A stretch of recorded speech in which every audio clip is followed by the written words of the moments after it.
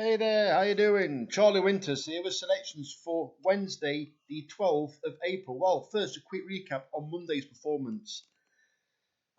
I just don't think we're going to have any luck whatsoever. Don't get me wrong, I've got the red car ground, not the ground, the stalls, the draw bias completely wrong. I normally go for the low numbers, but the meeting last year there was a sprint that where I think there was like 18 runners, and it was like the first 4 or 5 were all drawn really high, and they were coming down the stand side.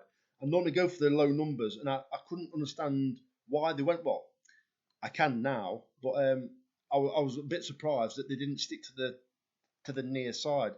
The Island's Eye that I tipped up that did stay to the stand side.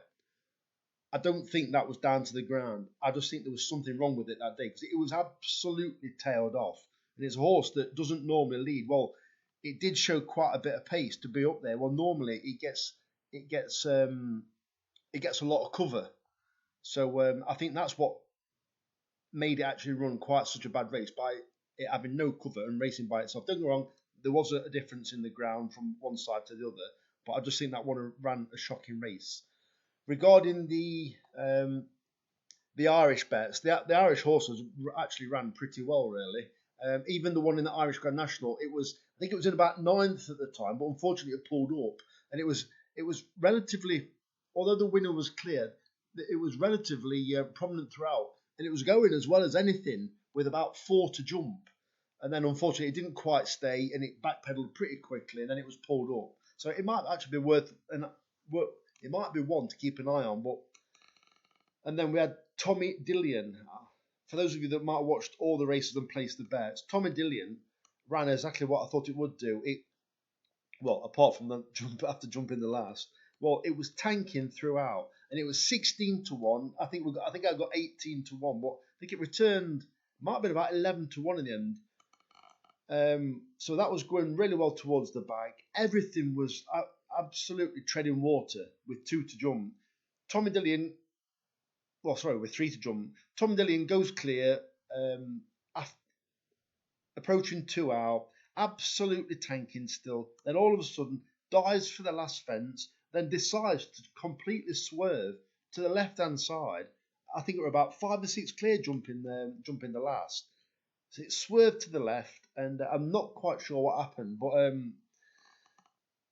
I don't know if it went for one of those, them gates where they enter onto the race course, where it's sort of like a paddock gate or something like that.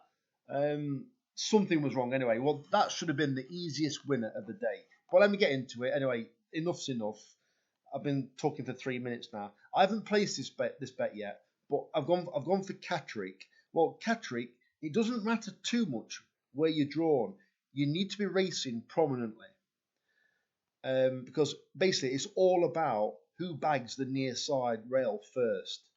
Because once they've gone round the bend, it's about getting over to this near side, and whoever really gets over here first. So this is the bet I've gone for. It's a 10 pence each way lucky 15, 10 pence each way doubles, 10 pence each way trebles, and a 50 pence each way accumulator. It comes to £6 in total. I haven't placed the bet yet. So the first selection is Imperial Khan. I've left the price in the 10 past 2 at Catterick, paying 4 places instead of 3. The second selection is Special Mason. I've took the price on this one, or I will be doing, at 15 to 2 in the 18 minutes past 4 race at Catterick. That's also paying 5 places instead of 3. The third selection is Turbulent Power. I've left the price in the 4.48 at Catterick, paying 4 places instead of 3. That horse, I tipped it up last time when it returned 16s. It was backed in a bit from, I think it touched 40s at one point. I do believe it should drift again. This horse loves soft ground, but it isn't one of those that races prominent. That's my only concern, but I can't leave it out in such a bad race. And then finally, We're Not Really Here. I've left the price in the 20 past 5 race at Catterick, paying 4 places instead of 3. So those are all the selections for Wednesday. Then hopefully it'll be Aintree on Thursday. So the very best of luck, and hopefully we'll have plenty of ammo at Aintree. I'm pretty sure it's going to be soft or heavy ground. So the very best of luck. Charlie Winters, over and out. Cheers, mate.